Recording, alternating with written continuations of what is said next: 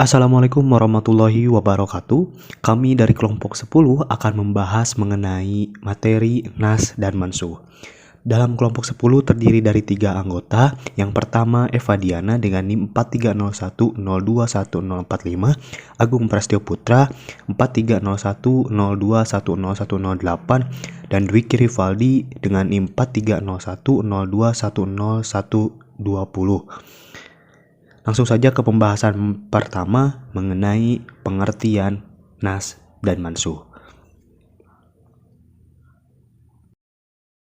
Pengertian nasih dan mansuh. Nas yang berbentuk isimnya fa'il nasih dan isim maf'ulnya mansuh mempunyai arti yang beragam, antara lain menghilangkan atau al-izalah, menggantikan atau at-tabdil, peralihan atau at-tahwil, serta pemindahan atau al-naql.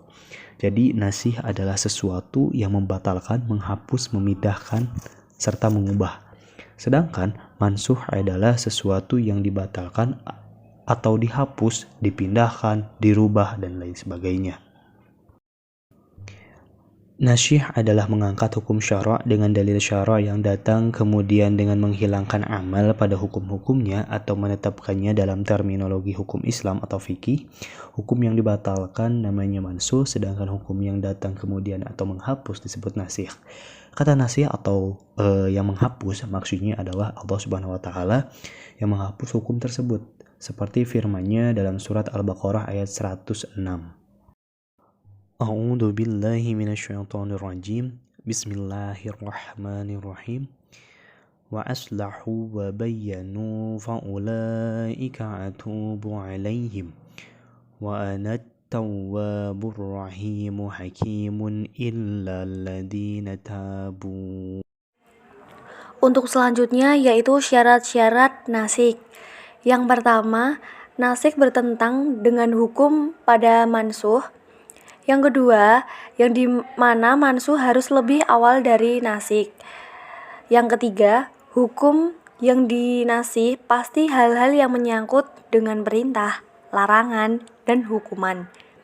Yang keempat, hukum yang dinasih tidak terbatas waktu tertentu. Nasik berlaku sepanjang waktu. Yang kelima, hukum yang terkandung dalam mansuh telah diterapkan sebelum munculnya nasakih. Untuk yang terakhir, status nasik pasti sama dengan mansuh.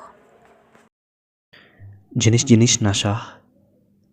Jenis-jenis nasyah terdiri dari 4 jenis. Yang pertama nasyah Al-Quran dengan Al-Quran. Yang kedua nasyah Al-Quran dengan As-Sunnah. Yang ketiga nasyah Al-Quran dengan Al-Quran. 4 nasyah Sunnah dengan Sunnah. Dalam nasyah Sunnah dengan Sunnah terdiri dari 4 bentuk, yaitu nasyah mutawatir dengan mutawatir, nasyah ahad dengan ahad, nasyah ahad dengan mutawatir, nasyah mutawatir dengan ahad. 3 bentuk pertama yaitu diperbolehkan, sedangkan yang keempat terjadi silang pendapat. Macam-macam nas. Macam nas menurut Al-Zarkasi, khususnya dari segi tilawah atau bacaan dan hukumnya. 1. Nas dari segi bacaan dan hukumnya sekaligus, yaitu bacaan dan tulisan ayatnya pun tidak ada lagi, termasuk hukum ajarannya telah terhapus dan diganti dengan hukum yang baru.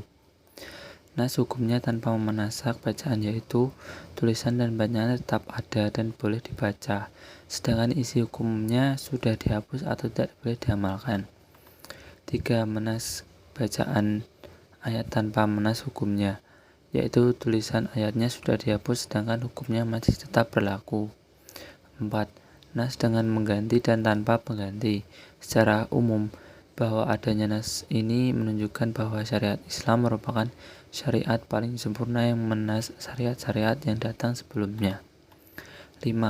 Nas tanpa pengganti. Terkadang ada nas terhadap suatu hukum tetapi tidak ditentukan hukum lainnya sebagai penggantinya, selain bahwa ketentuan hukumnya sudah berubah.